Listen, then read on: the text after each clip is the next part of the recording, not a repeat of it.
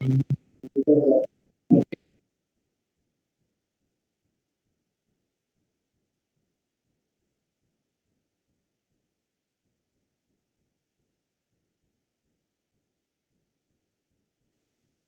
terlihat teman-teman? Sudah nampak di layar.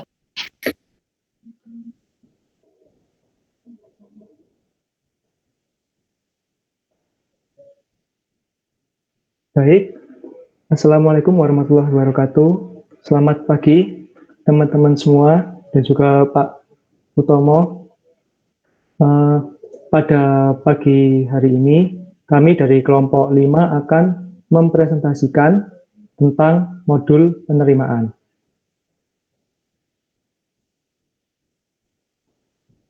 Untuk anggota dari kelompok 5 terdiri dari Agni, kemudian saya sendiri Aryananda dan juga Diva Maria Audrey.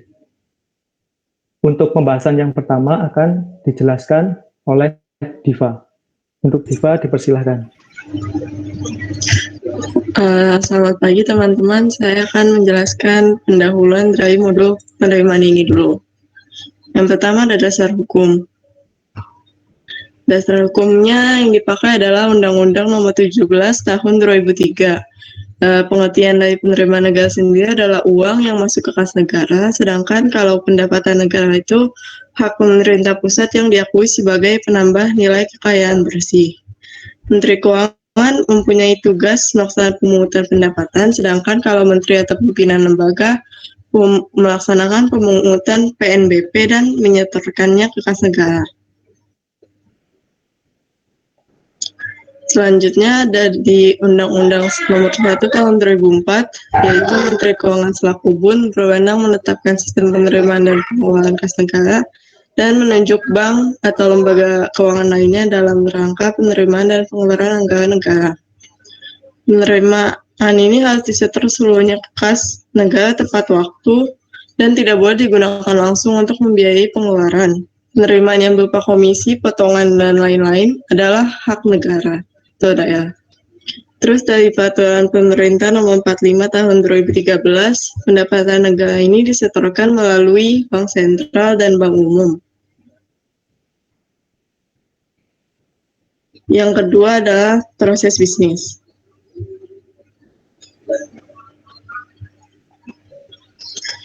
Yang pertama kita bahas dulu lingkup transaksi penerimaan negara. Ada 3 yang akan dibahas, yaitu rekening BUN di BI, MPN atau modul penerimaan negara, dan yang ketiga KPPN. MPN ini terdiri dari 3, yang dimulai dari MPNG 1 mulainya sejak 2007, MPNG 2 mulai berlaku sejak 2015, dan MPNG 3 sejak 2019. Yang pertama adalah rekening BUN di BI. Di rekening BUN di BI ini terdiri dari 2 rekening, yaitu rekening sub RKUN yang untuk menampung penerimaan dari penjualan surat utang negara. Sedangkan yang kedua, rekening khusus ini untuk menampung penerimaan pembiayaan khususnya diperoleh dari initial deposit dan replenishment. Selanjutnya adalah MPN. MPN ini adalah singkatan dari modul penerimaan negara. Modul penerimaan ini memuat rangkaian prosedur dari penerimaan, penyetoran, pengumpulan data, pencatatan, penginteresan, sampai pelaporan yang berhubungan dengan penerimaan negara dan merupakan bagian dari SPAN. MPN ini, sebelum penerapan MPN, sebenarnya ada 3 sistem penerimaan yang dioperasikannya secara terpisah. Yang pertama adalah SISPEN oleh DJA, yang kedua adalah sistem monitoring pelaporan pembayaran pajak oleh DJP, dan yang ketiga adalah sistem Electronic Data Interchange oleh DJBC.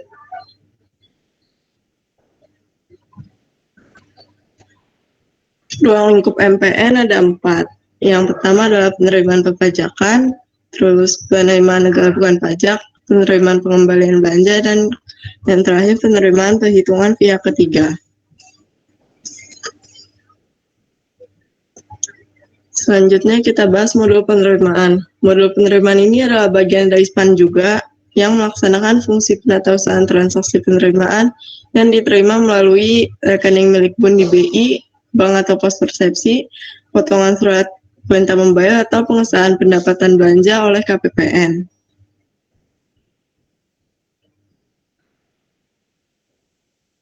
Next. Yang pertama, di MPN ini kan MPN G1 yang dimulai dari 2007 ya. Sebelumnya. Nah, alur penerimaan dari MPN G1 ini dimulai dari wajib pajak, wajib bayar, atau wajib setor yang melakukan penyetoran ke bank atau pos persepsi. Kemudian uangnya dilimpahkan ke sub RKUN di BI dan dilakukan pelaporan ke KPPN.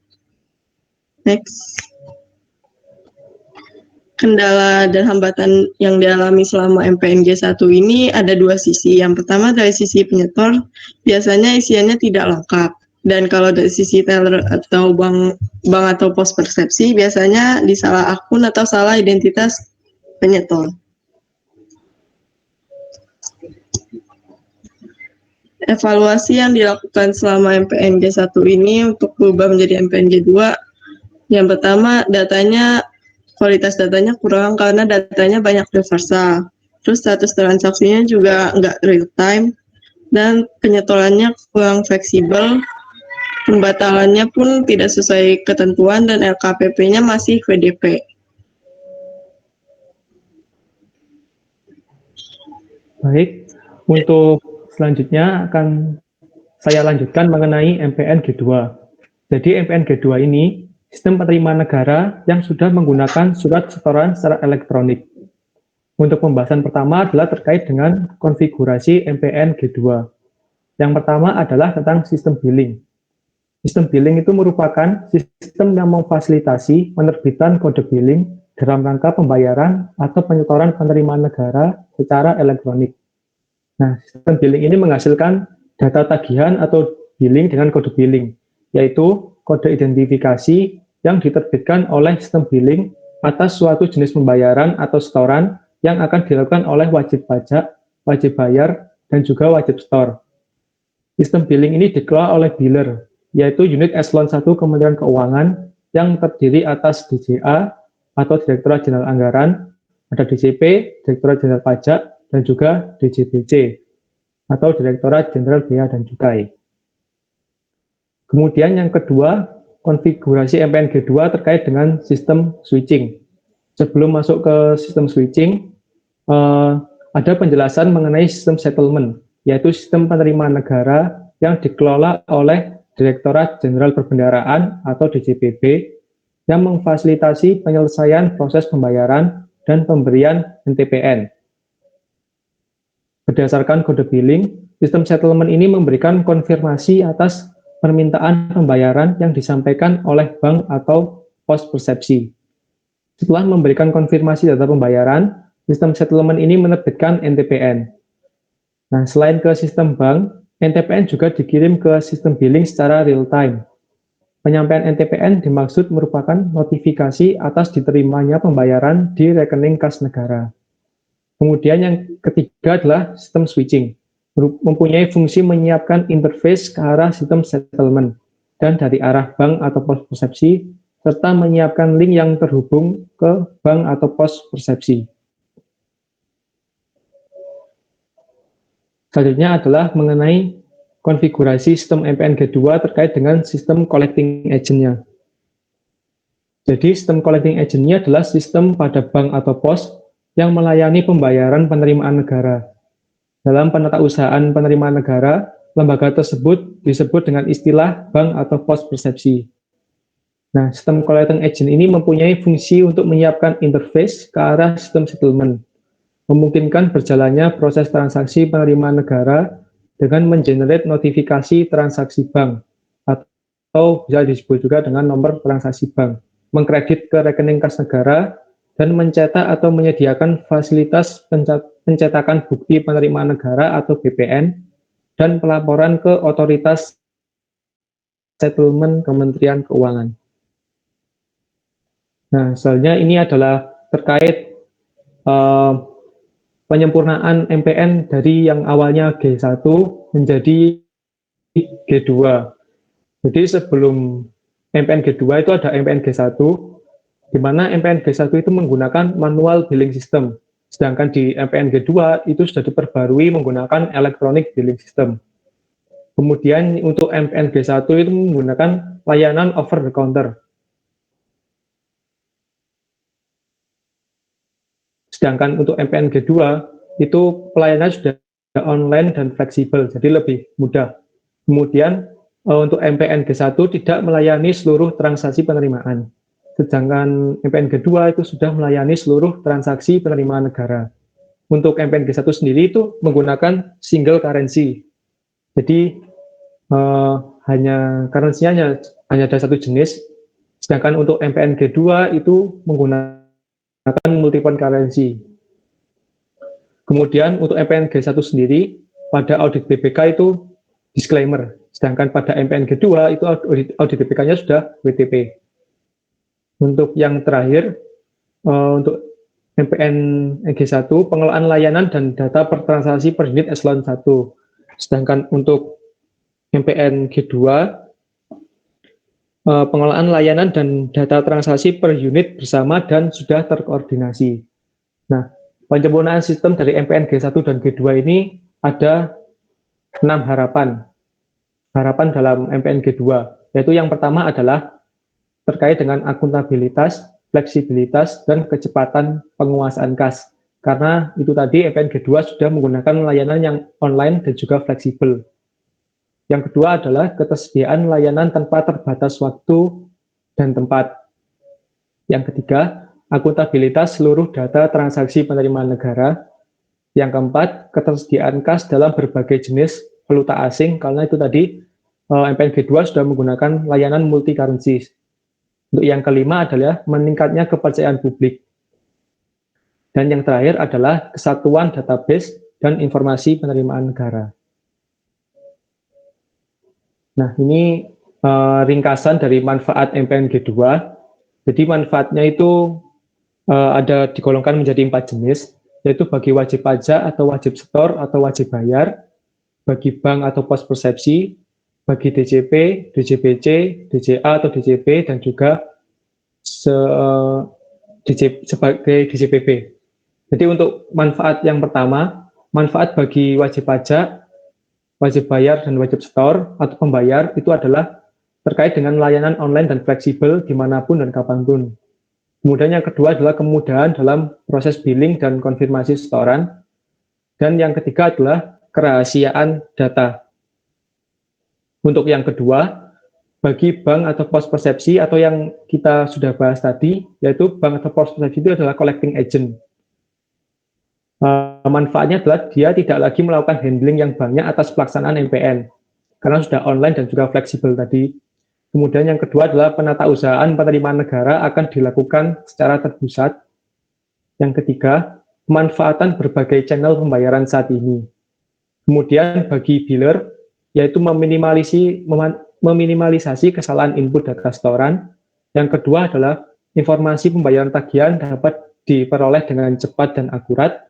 Dan yang ketiga, dapat mengolah dan menyajikan data setoran sesuai dengan kebutuhan. Kemudian bagi DJPB, sebagai pelaksana MPN G2-nya, yaitu penatausahaan penerimaan secara terpusat oleh Direktorat Pengelolaan Kas. Yang kedua adalah penggunaan jasa switcher dalam pengembangan dan pengelolaan MPN. Yang ketiga adalah penghematan terhadap biaya operasional yang harus ditanggung oleh pemerintah atas pelaksanaan MPN. Nah, ini yang selanjutnya adalah alasan menggunakan billing system. Jadi ada beberapa alasan. Yang pertama adalah billing system itu akan mempermudah dan menyederhanakan proses pengisian data dalam rangka pembayaran dan penyetoran penerimaan negara.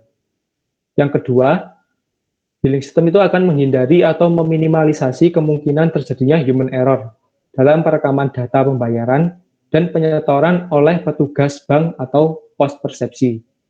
Yang ketiga adalah memberikan kemudahan dan fleksibilitas cara pembayaran atau penyetoran melalui beberapa alternatif saluran pembayaran dan penyetoran. Yang ketiga, billing system ini akan memberikan akses kepada wajib bayar dan wajib setor PNBP untuk memonitor status dan realisasi pembayaran dan penyetoran PNBP. Dan yang terakhir adalah memberikan keleluasaan kepada wajib pajak atau wajib bayar untuk merekam data setoran secara mandiri atau bisa disebut dengan self-assessment. Nah, apa sih kode billing ini? Jadi kode billing itu adalah kode identifikasi yang diterbitkan oleh sistem billing atas suatu jenis pembayaran atau setoran yang akan dilakukan oleh wajib pajak, wajib bayar, dan wajib setor. Untuk elemen kode billing itu sendiri, ada formatnya, yaitu format kode billing ini untuk seluruh biller terdiri dari 15 digit angka. Nah, digit pertama itu menunjukkan kode penerbit billing. Untuk angka awal 0, 1, 2, dan 3 itu untuk sistem billingnya DJP. Sedangkan untuk angka awal 4, 5, dan 6 itu untuk sistem billingnya DJBC. Sedangkan untuk angka awalnya 7, 8, atau 9 itu untuk sistem billingnya DJA. Nah, kemudian untuk 14 sisanya itu angka yang random. Nah, selanjutnya terkait dengan rekonsiliasi pada MPN G2. Nah, jadi jenis rekonsiliasinya pada MPN G2 ini ada dua. Yang pertama adalah rekonsiliasi terkait dengan data transaksi, dan yang kedua adalah terkait rekonsiliasi kas. Untuk rekonsiliasi pada data transaksi, prosesnya adalah yang pertama, bank atau pos persepsi itu akan mengirimkan data ke sistem settlement. Kemudian, sistem settlement itu tadi akan melakukan penyandingan data transaksi. Yang ketiga, rekonsiliasi itu akan menghasilkan dua jenis data, yaitu data settled atau reconciled dan juga data unsettled atau unreconciled. Nah, data unsettled atau unreconciled ini terdiri dari dua, yaitu untuk CA only dan juga settlement only. Kemudian selanjutnya adalah settlement itu akan memberikan NTPN terhadap data CA only dan mengirimkan kepada bank atau pos persepsi. Kemudian yang terakhir adalah terhadap data settlement only akan dilakukan investigasi. Kemudian adalah terkait dengan rekap penerimaan pajak, bea cukai, dan juga PNBP. Yang pertama adalah terkait dengan pajak. Latar belakangnya adalah terkait dengan transaksi penerimaan detail per NTPN, volume data transaksi melalui MPN G2 semakin besar, dan juga kebutuhan percepatan reporting maupun rekonsiliasi. Jadi terkait dengan rekap penerimaan pajak ini, mulai 1 November 2017 telah ditetapkan sistem summary untuk penerimaan perpajakan atau biller pajak. NTPN setoran dengan unsur sama pada rekening MPN G2, yaitu terdiri dari tanggal buku, kode akun, dan juga kode satker. Kemudian akan dibuatkan satu NTPN rekap secara otomatis yang selanjutnya akan diinterface ke SPAN. Kemudian koreksi di SPAN itu hanya mengoreksi NTPN summary-nya. Nah, selanjutnya ini terkait dengan rekap terkait dengan bea cukai. Latar belakangnya adalah transaksi penerimaan detail per NTPN, volume data transaksi melalui MPN G2-nya semakin besar, dan juga kebutuhan percepatan reporting maupun rekonsiliasi. Jadi sama dengan pajak. Hanya saja untuk yang summary bea cukai ini mulai 1 November 2019 itu mulai ditetapkan sistem summary untuk penerimaan bea cukai atau biller bea cukai.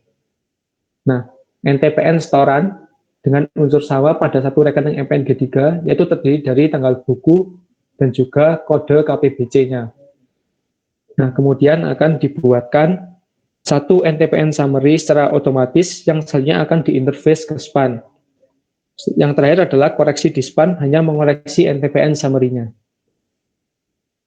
Kemudian terkait dengan PNBP ini sebenarnya hampir sama dengan yang pajak. Latar belakangnya juga sama, yaitu transaksi penerimaan detail per NTPN, volume data transaksi melalui MPN G2-nya semakin besar, dan juga kebutuhan percepatan reporting maupun rekonsiliasi. Untuk yang rekap penerimaan PNBP ini mulai 1 November 2019 itu telah ditetapkan sistem summary untuk penerimaan PNBP. biller BCA. Jadi waktunya sama dengan yang summary bea cukai. Nah, kemudian hanya untuk jenis penerimaan terpusat, khusus kode akun sebagai berikut. Nah, kemudian NTPN setoran dengan unsur sama pada satu rekening FNG3 ini sama dengan yang summary pajak tadi, terdiri dari tanggal buku, kode akun, dan juga kode satker. Nah, kemudian akan dibuatkan satu NTPN summary secara otomatis yang selanjutnya akan diinterface ke SPAN. Nah, koreksi di SPAN ini hanya mengoreksi NTPN summary. Halnya adalah terkait dengan konfirmasi penerimaan. Jadi konfirmasi penerimaan itu merupakan proses validasi terkait dengan pembukuan penerimaan negara. Nah, Satuan Kerja itu mengajukan proses konfirmasi penerimaan di KPPN dengan cara menyampaikan ADK konfirmasi. Kemudian KPPN itu akan menerbitkan nota konfirmasi atas proses konfirmasi penerimaan negara yang ditandatangani oleh petugas konfirmasi. Untuk saluran konfirmasi itu sendiri ada 3. Yang pertama adalah konfirmasi SPAN, yang kedua adalah konfirmasi dashboard MPNG2, dan yang terakhir adalah konfirmasi OMSPAN. Nah, kemudian ini terkait dengan koreksi data, yaitu proses memperbaiki data transaksi tanpa mengubah data awal dan hasil koreksi, kemudian membentuk suatu histori. Itu berdasarkan Perdirjen Perbendaraan nomor 16 tahun 2014 tentang tata cara koreksi data transaksi keuangan pada SPAN. Yang pertama adalah koreksi data transaksi penerimaan dilakukan oleh KPPN atau Direktorat Pengelolaan Keuangan Negara. Koreksi dilakukan terkait data yang ada pada segmen bagan akun standar atau chart of account tanpa mengubah total nilai penerimaan. Nah, KPPN itu hanya dapat melakukan koreksi penerimaan yang menjadi penerimaan satker dalam wilayah kerja KPPN berkenaan. Yang ketiga, koreksi dilakukan berdasarkan surat permohonan perbaikan transaksi penerimaan negara. Yang selanjutnya adalah koreksi penerimaan itu menggunakan ADK koreksi. Kemudian nota perbaikan transaksi disampaikan kepada pihak yang mengajukan koreksi, dan khusus koreksi penerimaan pajak, setelah summary itu diperlukan koordinasi dengan Direktorat SITP untuk mendapatkan nomor NTPN rekap. Nah, untuk aturan koreksi penerimaan ini ada 4 peraturan.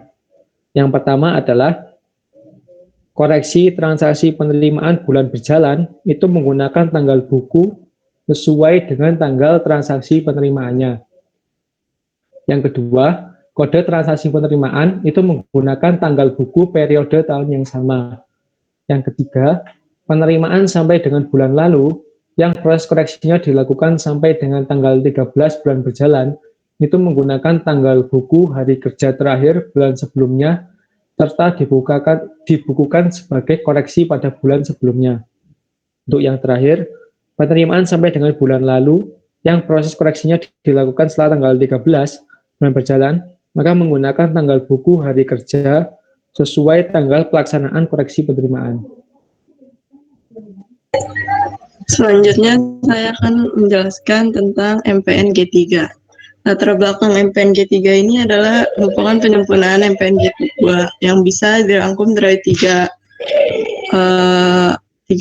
butir, yaitu yang pertama adalah portal penerimaan negara yang berupa sistem single sign-on atau SSO. Ini merupakan opsi bagi wajib pajak untuk membuat billing dan membayar dalam satu website. Yang kedua, pemutahiran infrastruktur, yaitu meningkatkan keandalan sistem, hardware maupun software dalam melayani transaksi penerimaan supaya semakin handal, relevan, dan akurat. Yang ketiga, dari lembaga persepsi lainnya yang diperluas jangkauannya untuk melakukan penyetoran penerimaan negara agar lebih mudah dan praktis.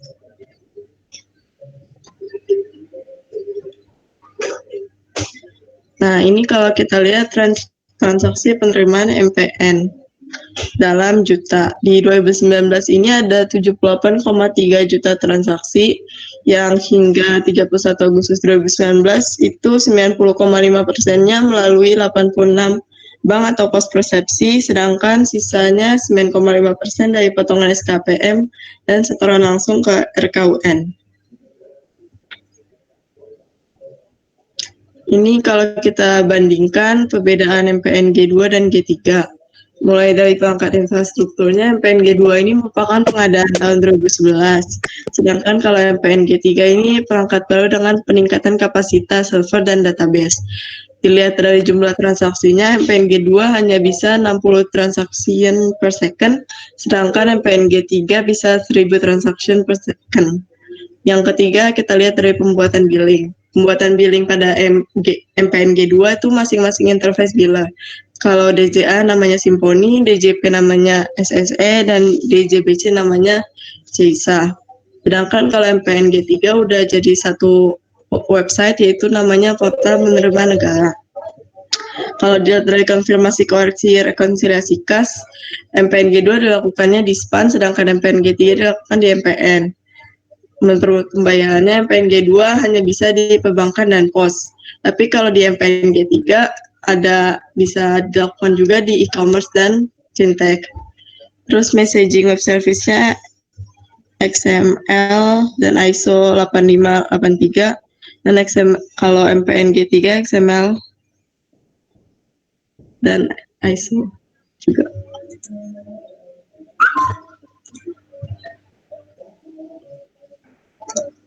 Terus manfaat adanya lembaga persepsi lainnya ini ada 4. Yang pertama, yang pasti bertambahnya agen penerimaan. Yang kedua, akses layanan bisa dijangkau dimanapun dan kapanpun. Yang ketiga, lebih mendorong ke cashless payment. Dan yang keempat, tarif imbalan jasa lebih murah 2.000. Nah, ini kita lihat tabelnya untuk portal SSO, portal penerimaan negara yang dimulai dari wajib pajak melakukan create billing dan payment langsung ke portal SSO. Di portal SSO ini nanti dibuat billing ke biller yang adalah DJA, DJP, dan DJPC. Nanti billing ini dinotifikasikan ke MPN dan dan wajib pajak yang melakukan pembayaran itu juga direkonsiliasikan ke MPN.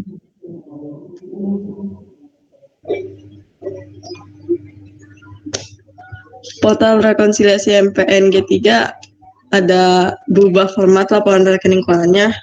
Rekening keuangan ini apa? Rekening keuangan merupakan detail transaksi MPN yang terjadi pada core banking dari collection agent atau lembaga persepsi lainnya berdasarkan nomor rekening persepsi penerimaan negara atau akun yang dipersamakan. File rekening keuangan dikirim harian oleh collection agent atau lembaga persepsi lainnya sesuai dengan karakter dari bank atau collection agent tersebut melalui portal rekon MPN G3. Dalam satu file rekening keuangan bisa memuat lebih dari satu tanggal buku. Contohnya, apabila cut-off bank jam 24.00, file laporan bisa berisi tanggal buku hari H dan hari selanjutnya untuk transaksi setelah jam 3 sampai jam 12 malam. Selanjutnya ada alur pelimpahan dan pelaporan di MPN G3. Kalau pelimpahan ke Bank Indonesia dan kalau pelaporan ke KPPN. Kita lihat dulu yang pelimpahan. Dari kantor pusat bank atau lembaga persepsi lainnya dilimpahkan untuk transaksi pukul 3 hari sebelumnya sampai dengan pukul 8 hari H, dilimpahkan paling lambat jam 9 hari. Sedangkan untuk transaksi jam 8 hari sebelumnya dan sampai dengan jam 3 hari H, dilimpahkan paling lambat pukul tengah 5 sore hari H-nya. Sedangkan kalau untuk pelaporan, transaksi pukul 3 hari sebelumnya sampai pukul 3 hari H dilaporkan paling lambat jam 9 hari setelahnya.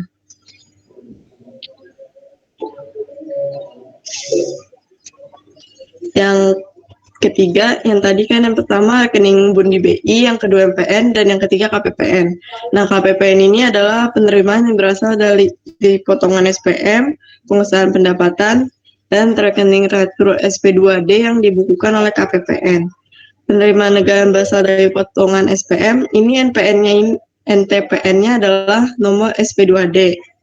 KPPN akan mencetak dan menyerahkan bukti penerimaan negara kepada bendahara satker yang bersangkutan melalui SPAN dengan 2 cara. Yang pertama bisa minta satker mitra kerja KPPN dengan mencetak bukti penerimaan negara lewat modul PM di seksi bank. Yang kedua, cetak laporan daftar penerimaan lewat modul GR.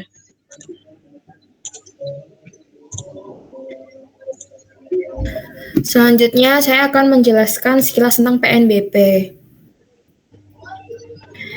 Penerimaan negara bukan pajak yang disingkat PNBP adalah pungutan yang dibayar oleh orang pribadi atau badan dengan memperoleh manfaat langsung maupun tidak langsung atas layanan atau pemanfaatan sumber daya dan hak yang diperoleh negara berdasarkan peraturan perundang-undangan yang menjadi penerimaan pemerintah pusat di luar penerimaan perpajakan dan hibah dan dikelola dalam mekanisme anggaran pendapatan dan belanja negara. Lalu seluruh aktivitas hal dan atau benda yang menjadi sumber penerimaan negara di luar perpajakan dan hibah dinyatakan sebagai objek PNBP. Objek PNBP meliputi pemanfaatan sumber daya alam, pelayanan, pengelolaan KKN negara dipisahkan, pengelolaan barang milik negara, pengelolaan dana, dan hak negara lainnya.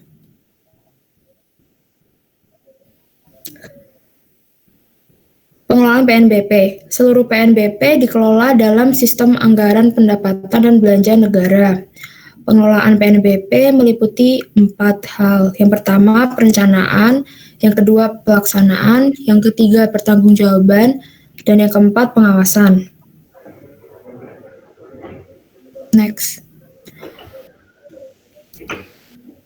Perencanaan dilakukan untuk penyusunan rancangan anggaran pendapatan dan belanja negara dan atau rancangan anggaran pendapatan dan belanja negara perubahan dengan mengikuti siklus anggaran pendapatan dan belanja negara. Perencanaan disusun dalam bentuk rencana PNBP berupa yang pertama target PNBP dan yang kedua target dan pagu penggunaan dana PNBP.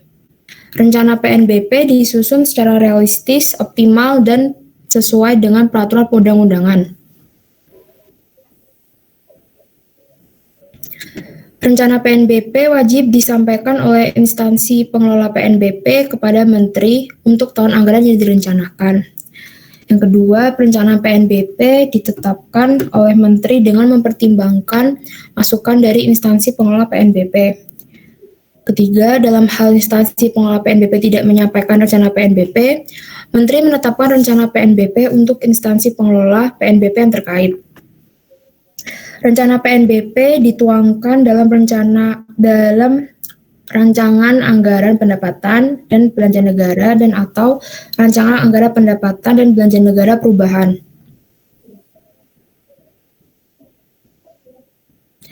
Pelaksanaan meliputi penentuan PNBP terutang, pemungutan PNBP, pembayaran dan penyetoran PNBP, penggunaan dana PNBP, pengelolaan piutang PNBP, dan penetapan dan penagihan PNBP terutang.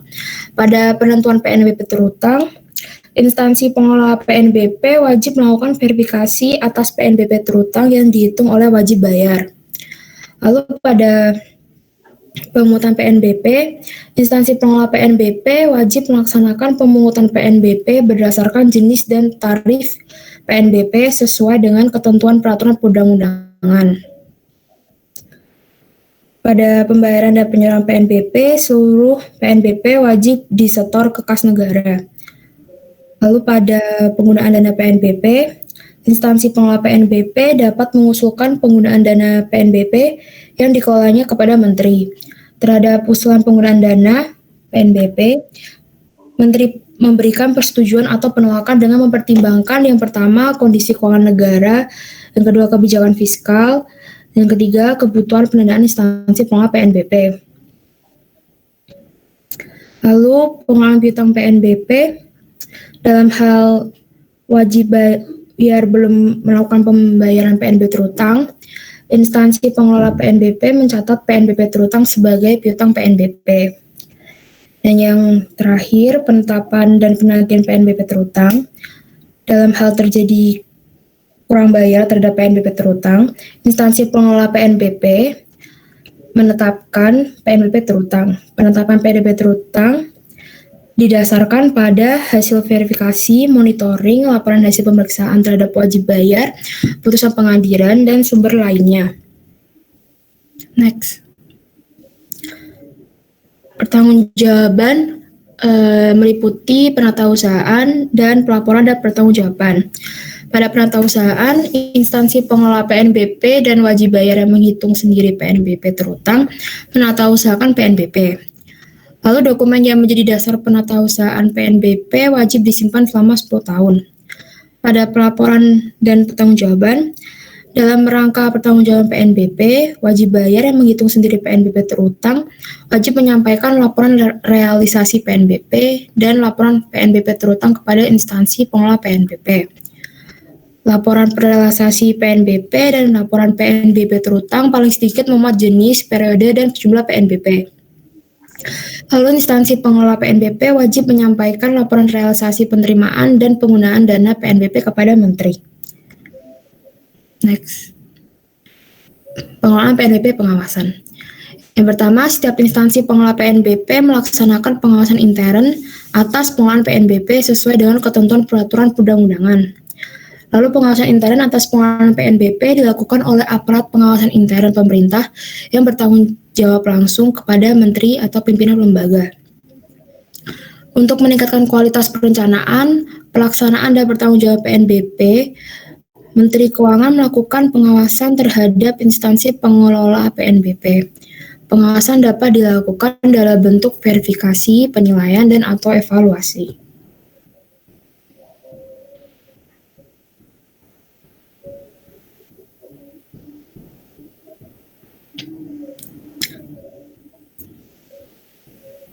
Sekian dari kelompok kami, apakah ada yang ditanyakan?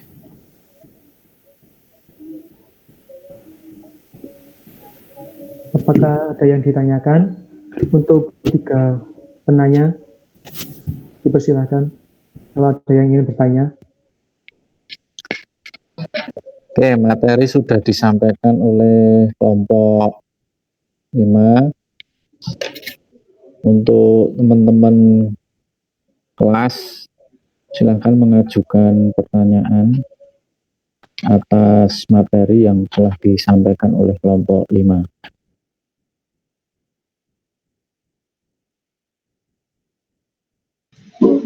Izin bertanya untuk kelompok 5. Oh ya, sebelumnya tolong pertanyaan ditulis di WA Group ya, untuk membantu kelompok 5 dalam menyusun notulen atas Baik, posisi Pak. kita hari ini. Oke, terima kasih.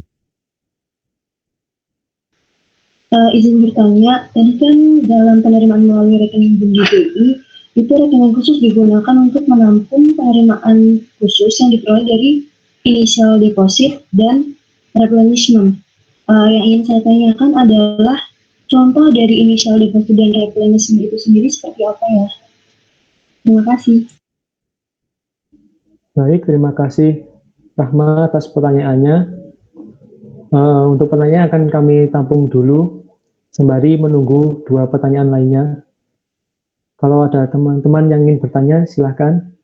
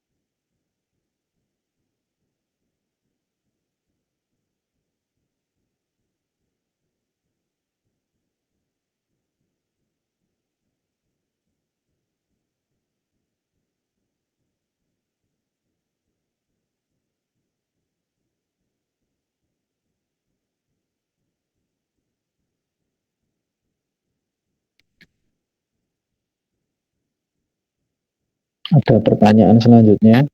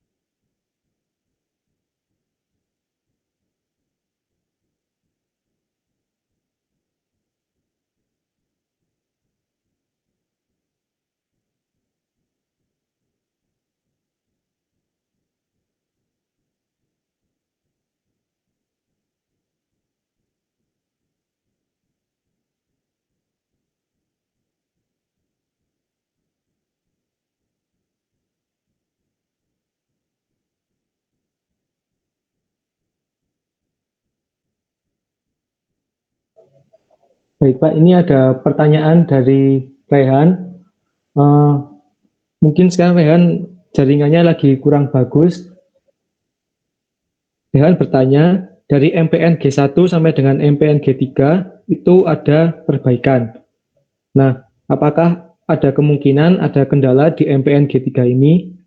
Contoh data pada e-komersi, apakah ada kebocoran data yang bisa terjadi? Itu pertanyaan dari Rehan. Untuk yang pertanyaan tadi ditulis di WA grup ya, Iya, baik Pak. dari Rehan. Oke.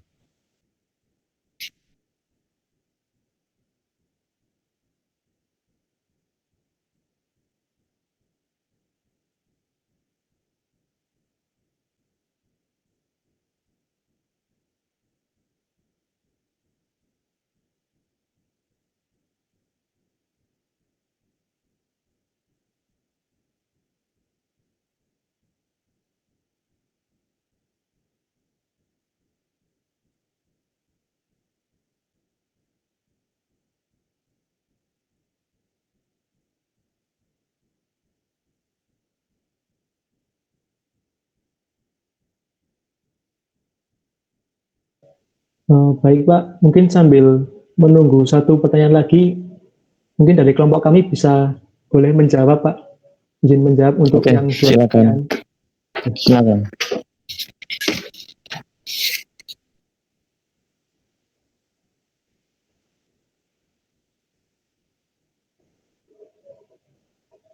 Jadi untuk pertanyaannya Rehan,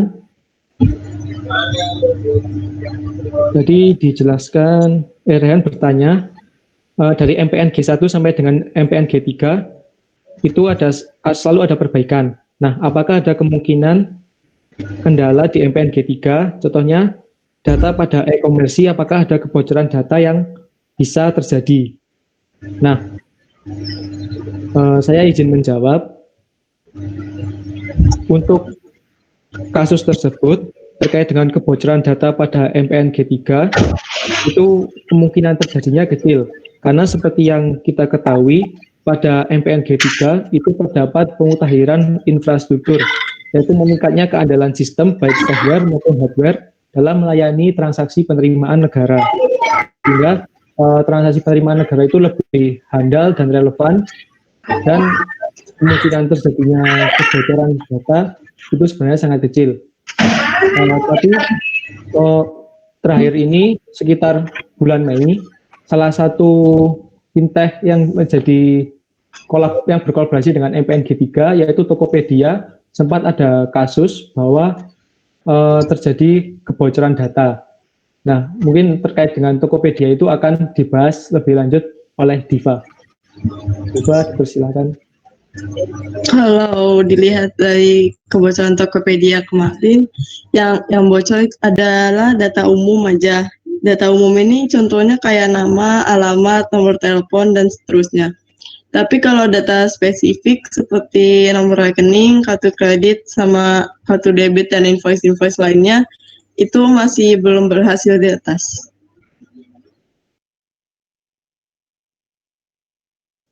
Nah, jadi dapat disimpulkan terkait kebocoran data pada MPN G3 itu untuk kasusnya sendiri masih belum ada. Karena infrastrukturnya terkait MPN G3 sudah bisa terbilang lebih baik daripada MPN G2. Dan untuk kasus yang kebocoran data pada Tokopedia itu hanya mungkin kebocorannya terkait dengan nama dan alamat, tapi untuk terkait dengan invoice terkait penerimaan negara itu tidak ada kebocoran.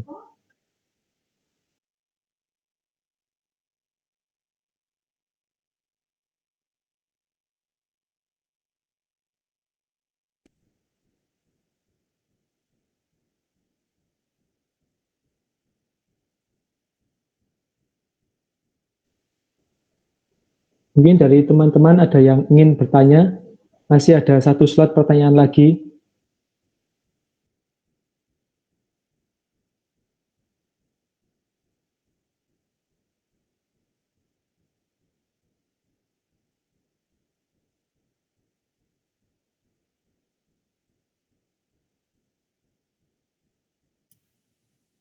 Iya, saya ingin bertanya. Halo. Ya, baik David. Iya, saya ingin bertanya untuk proses penyetoran dana dari persepsi lainnya, misalnya kayak misalnya kayak fintech itu apakah prosesnya sama kayak persepsi bank sama persepsi pos, atau apakah ada perbedaan sedikit? Gitu deh. Terima kasih. Baik, terima kasih pertanyaan David. Kami tampung dulu pertanyaannya.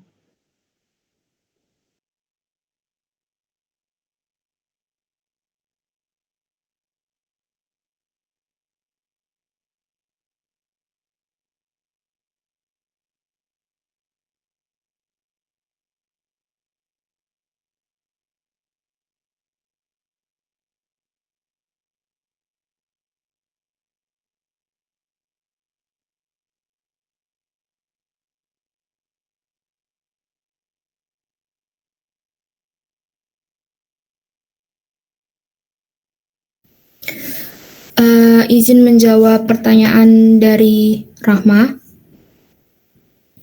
Jadi initial deposit itu adalah dana awal Reksus. Pengertiannya dana awal yang ditempatkan pada Reksus oleh pemberi PHLN atas permintaan bendara umum negara atau kuasa bendara umum negara untuk kebutuhan pembiayaan selama periode tertentu atau sejumlah yang ditentukan dalam perjanjian PHLN. Nah, apa itu Reksus? Rekening khusus atau special account adalah rekening pemerintah yang dibuka Menteri Keuangan pada Bank Indonesia atau bank yang ditunjuk untuk menampung dan menyalurkan dana PHLN dan dapat dipulihkan saldonya setelah dipertanggungjawabkan kepada pemberi PHLN. Lalu pembayaran berikutnya atau replenishment oleh pemberi pinjaman atau hibah dilakukan berdasarkan aplikasi yang diajukan oleh Direktorat Jenderal Anggaran Rekening Khusus.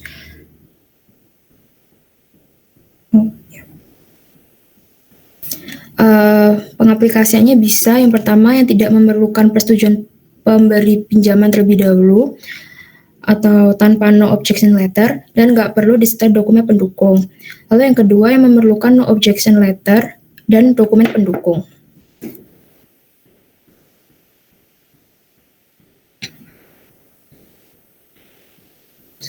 Begitu jawaban dari pertanyaannya Rahma. Terima kasih.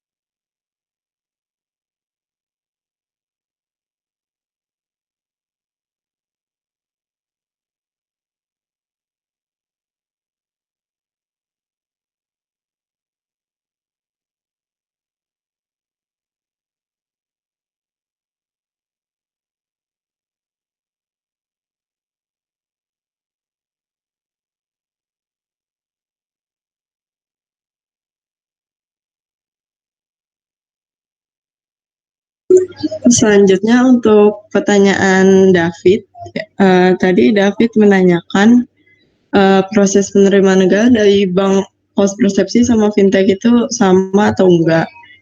Paling bedanya di kanal bayarnya aja ya sepertinya. Kanal bayar ini dikembangkan dan kalau yang punya bank itu dikembangkan dan dimiliki bank secara eksklusif khusus untuk nasabah. Tapi kalau yang fintech ini tuh kayak bersama contohnya credit card, debit card, sama virtual account. Kalau yang dari bank bisa kayak rekening bersama, ATM, internet banking, dan mobile banking. Seperti itu. David, ada tanggapan? Ya, sudah. Terima kasih.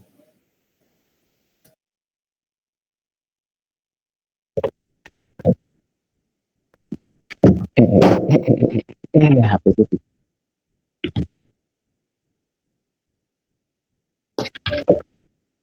Oke, sudah didapat jawaban atas 2 pertanyaan ya, 3 pertanyaan ya. Untuk yang David sama siapa satu lagi terkait dengan David tadi terkait dengan channel yang LPL itu ya, lembaga persepsi lainnya. Terus rekening khusus tadi oleh Rahma. Satu penanya lagi tadi siapa? Rehan, Pak. Oh ya, Rehan belum. Yang Rehan sama David tolong ditulis ya di WA grup.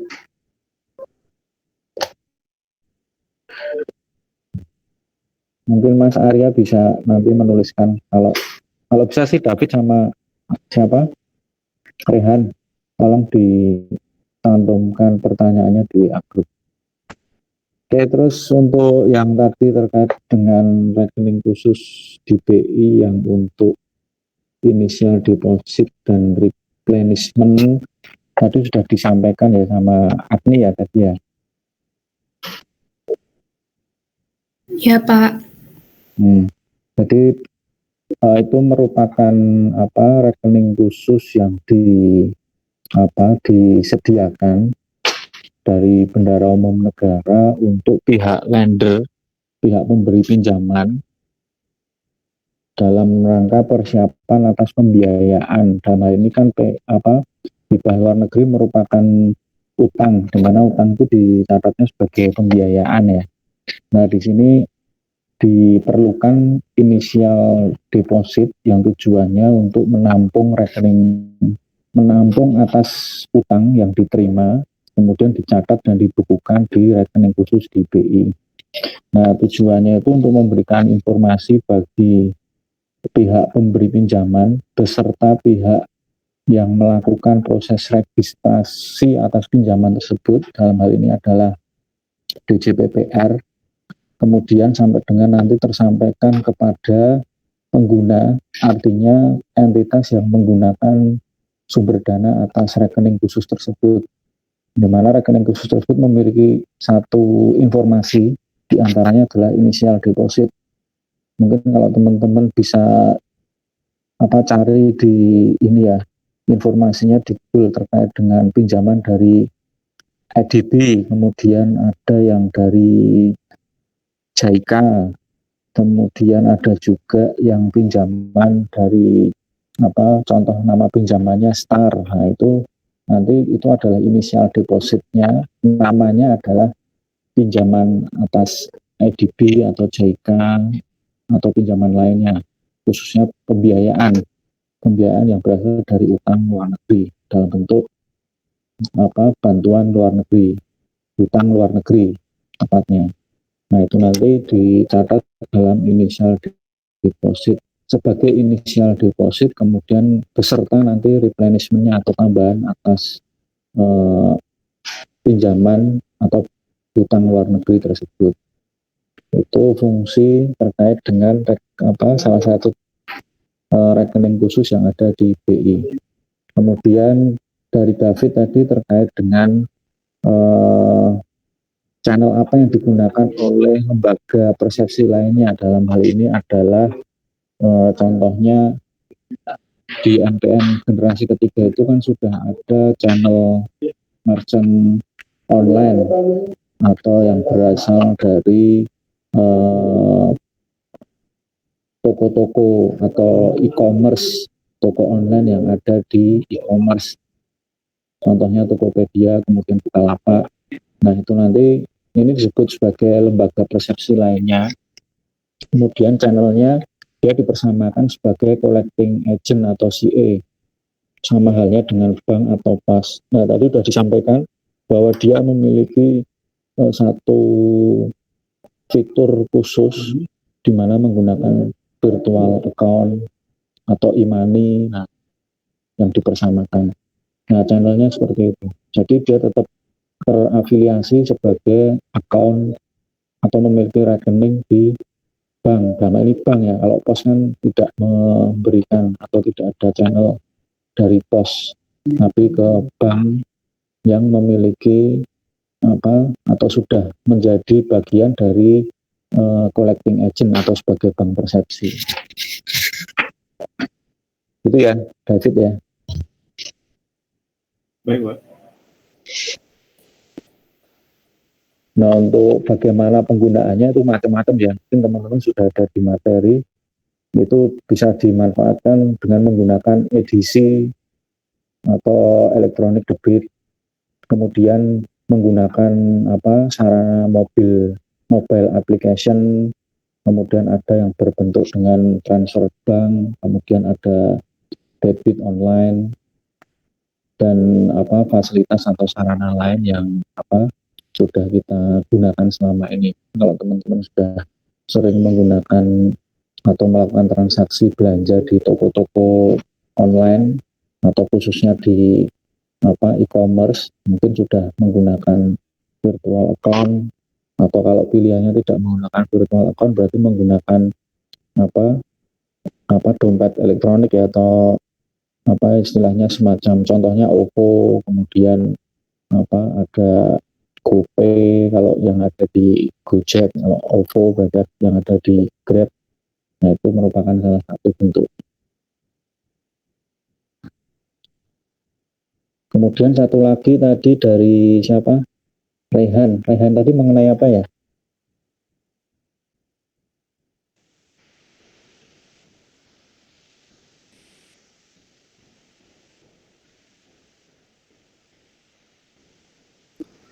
Ini Pak, mengenai yang dari MPN G1 sampai dengan MPN G3 ini kan selalu mengalami perbaikan ya Pak ya.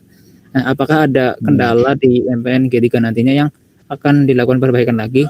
Seperti itu data e-commerce apakah bisa terjadi kebocoran gitu Pak? Oke.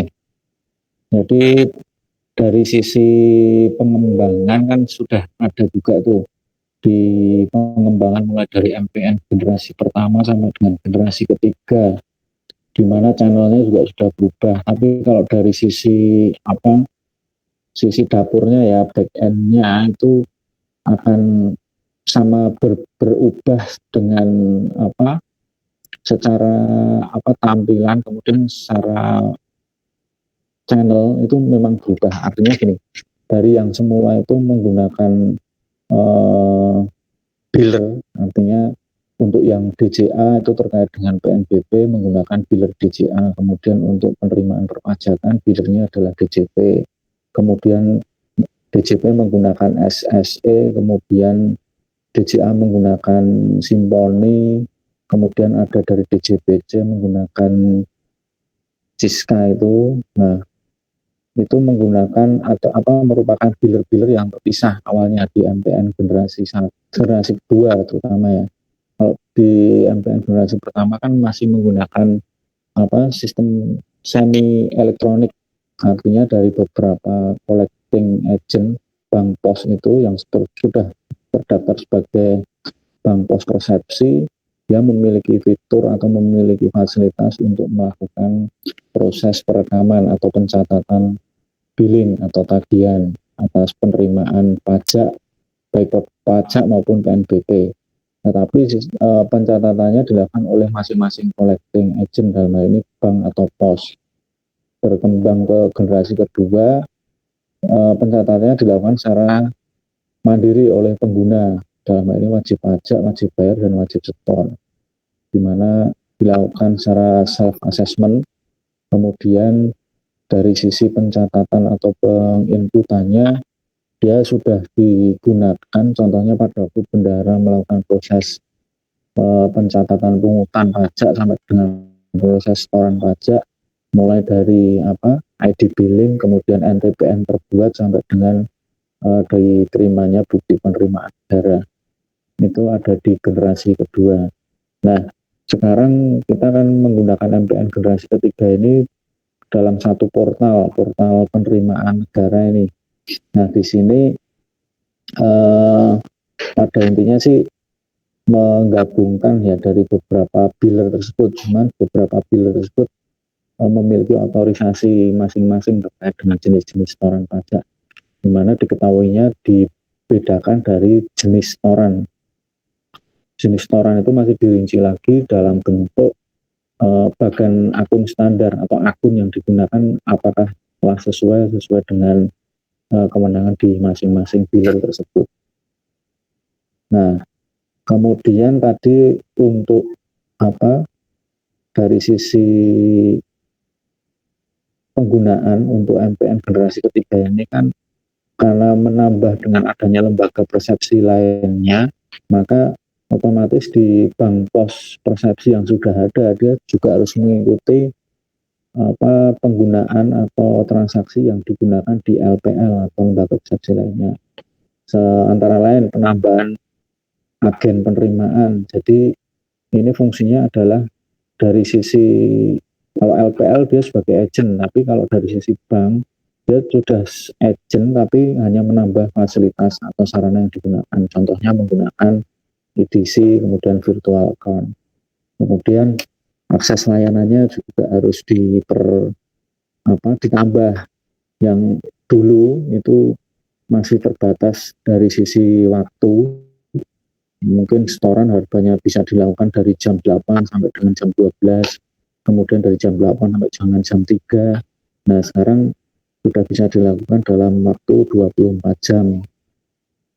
Nah, yang terutama lagi adalah untuk memberikan tarif atau imbalan jasa yang lebih murah. Kalau dulu terkait dengan manajemen kas kita ada remunerasi terkait dengan penempatan rekening kas negara di beberapa sub rekening. Nah, untuk yang di penerimaan ini kita juga harus memberikan satu pertimbangan bahwasanya tiap kali ada setoran itu kita juga ada yang namanya imbal jasa kepada pihak bank pos dan lembaga persepsi lainnya. Dan di dalam PMK 206 untuk tarif imbal jasa pelayanan atas penerimaan negara atau setoran penerimaan negara ini sebesar Rp2.000,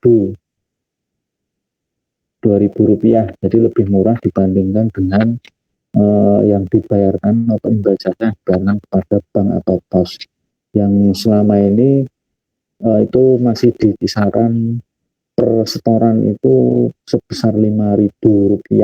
Jadi mungkin sebagai informasi juga ke teman-teman bahwa di tiap penerimaan itu juga ada satu pos juga terkait dengan imbal jasa atas pelayanan di bank pos persepsi sebagai collecting agent itu.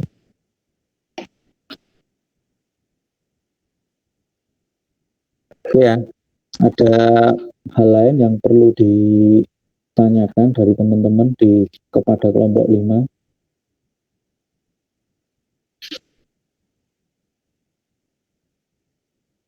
Atau dari kelompok 5 silakan kalau mau meresum dari beberapa pertanyaan, kemudian mungkin untuk hari ini kita cukupkan sampai dengan jam berapa ya? Jam 2 ya. Mbak Tania ada?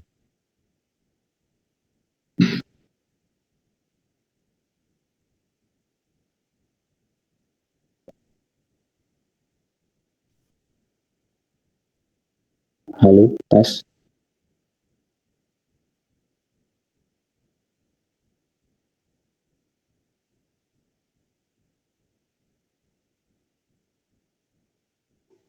Nah, iya Pak, maaf Pak, tadi terputus Pak. Oh, terputus. Ya, saya terputus Pak. Oh. Mbak Tania masih ada? Dicari Mas Wahyu. Nah, Tania ada nggak Tania?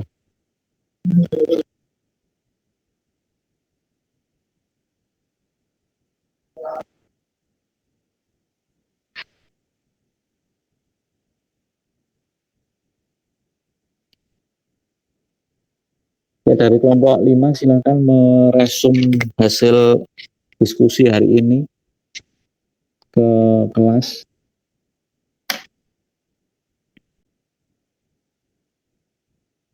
Mas Ariananda. Ya Pak. Semua terkait diskusi ya Pak? Ya, diresum dulu aja. Kemudian untuk hari ini setelah nanti resum, mungkin pertemuan kita hari ini maka saya ini ya, saya percepat ininya apa waktunya, saya percepat waktunya karena saya ada apa pekerjaan yang harus segera diselesaikan.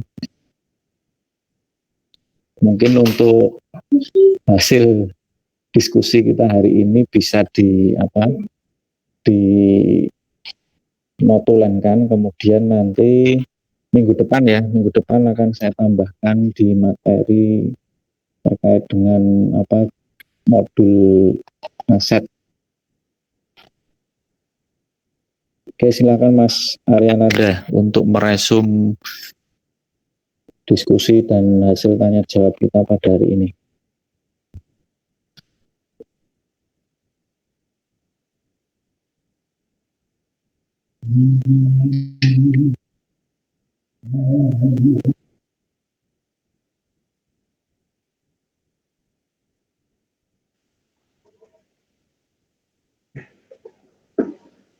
Baik Pak, untuk resumenya tadi untuk yang diskusi yang pertama yaitu terkait dengan pertanyaan Rahma, yaitu terkait dengan initial deposit dan replenishment. Nah, itu pertanyaannya adalah terkait contoh dari initial deposit dan juga replenishment. Nah, untuk jawabannya sendiri tadi didasarkan pada Peraturan Menteri Keuangan nomor 151 tahun 2011, di mana itu menjelaskan tentang initial deposit, yaitu initial deposit adalah dana awal yang ditempatkan pada rekening khusus oleh pemberi PHLN atas permintaan bendahara umum negara atau kuasa bendahara umum negara. Nah, kemudian untuk replenishment sendiri itu adalah terkait dengan pembayaran berikutnya. Nah, itu dilakukan oleh Direktorat Jenderal Anggaran. Kemudian yang pertanyaan yang kedua yaitu terkait dengan pertanyaan dari David terkait dengan metode pembayaran melalui persepsi lainnya seperti fintech. Ya, seperti yang diketahui tadi bahwa MPN G3 itu berkolaborasi dengan seperti Tokopedia dan lain-lain. Nah, itu untuk metode pembayarannya sendiri itu hanya berbeda pada kanal pembayarannya saja. Kanal pembayaran itu dikembangkan dan dimiliki oleh bank secara eksklusif khusus untuk nasabah. Kemudian untuk yang berpersepsi itu ada seperti ATM, internet banking, m-banking, dan lain-lain. Kemudian terkait pertanyaan dari Rehan, apakah terkait dengan kebocoran data tadi, sebenarnya untuk kebocoran data sendiri itu masih belum pernah terjadi karena MPN G3 sendiri itu merupakan pengembangan dari MPN G2 sehingga lebih baik, dan kemudian kebocoran data yang terjadi pada salah satu fintech yaitu Tokopedia itu tadi itu hanya berkenaan dengan nama dan alamatnya saja. Terkait dengan hal-hal yang terkait dengan pembayaran dan sebagainya ke negara itu masih aman, Pak.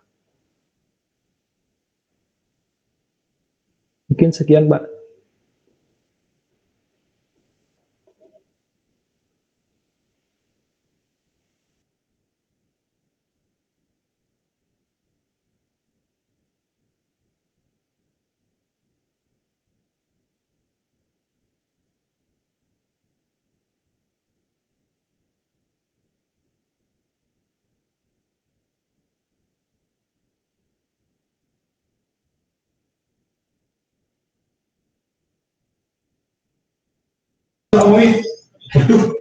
Terima kasih ya Pak. Itu sudah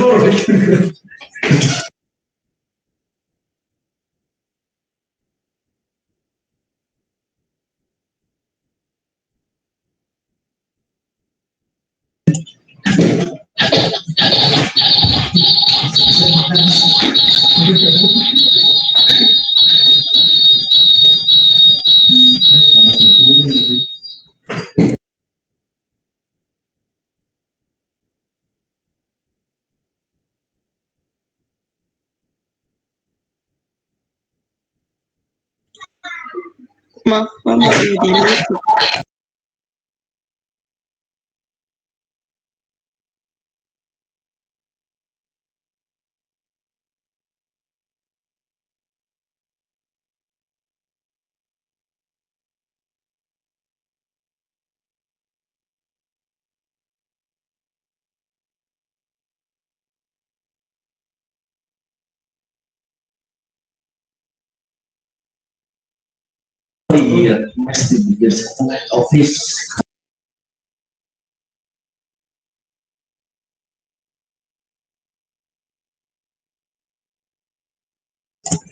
Oke, tadi udah di resume ya sama kelompok 3 dari beberapa pertanyaan, 3 pertanyaan dari Rehan, kemudian dari David, dan satu lagi dari Rahmat.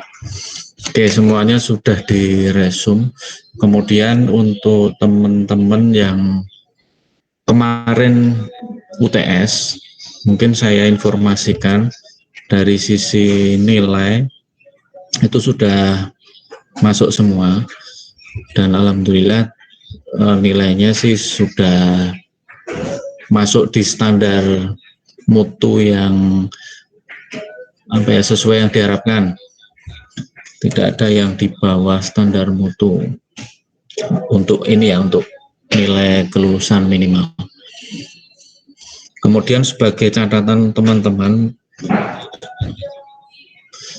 mohon nanti terkait dengan pelaksanaan UAS, UAS, khususnya untuk soal yang sifatnya IC, bisa dimaksimalkan. Karena di nilai IC itu kan, kalau yang di UTS kemarin ada 6 soal, kemudian teman-teman diberikan 4 pilihan nomor untuk dijawab. Nah, mohon dimaksimalkan di situ, karena di situ ada 2 bobot yang kalau bisa dimaksimalkan kan bisa mencapai 50% dari nilai atau nilai UTS secara keseluruhan. Nah, harapannya sih nilai minimal di IC itu dapat, contohnya dapat 40 dari maksimal 50, itu sudah sangat bagus. Nah, nanti tinggal di pilihan ganda itu bisa dimaksimalkan.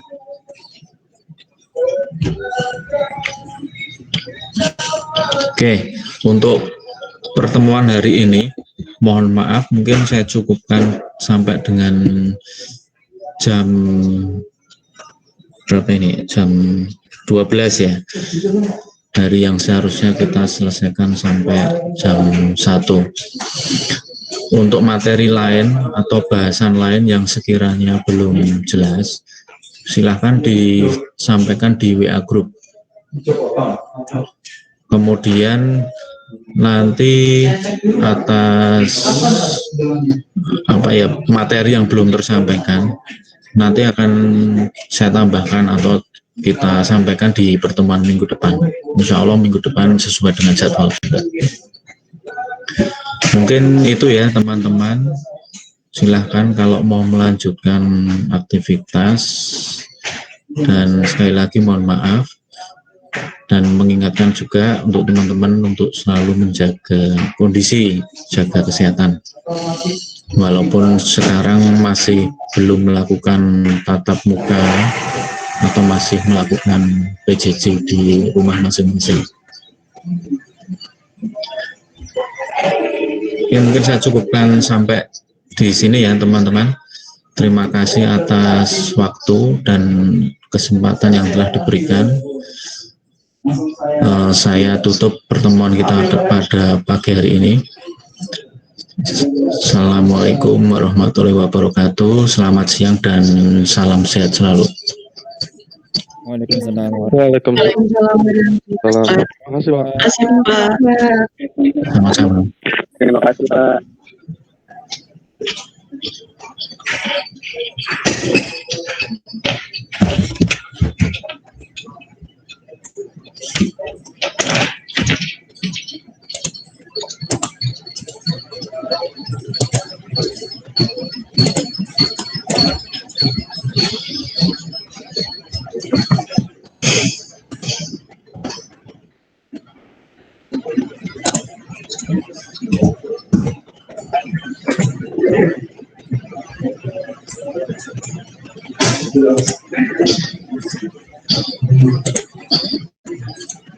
Ya.